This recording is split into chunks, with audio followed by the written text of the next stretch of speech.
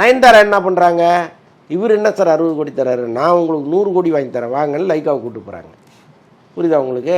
அப்போ அவருக்கு சத்யஜோதிக்கு தெரியும் 100 கோடியா கொடுக்குற நீ இரு நான் பார்த்துட்டே இருக்கேன் பாரு.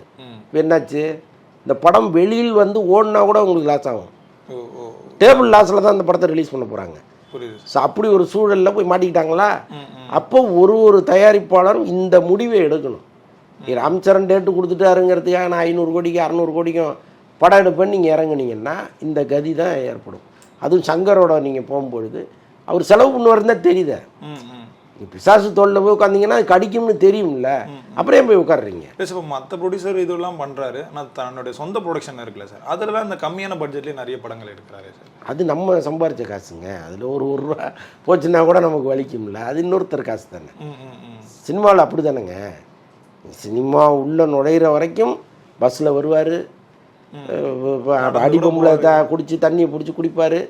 இங்கே வந்து தயாரிப்பாளர் ரூமில் உட்காந்துட்டாருன்னா உங்களுக்கு 1 மணி நேரத்துக்கு ஒரு தடவை ஜூஸ் வேணும், காரில் தான் போவார். ஸோ இதெல்லாம் இருக்குல்ல. அப்போ அந்த மாதிரி தான் எல்லாம்.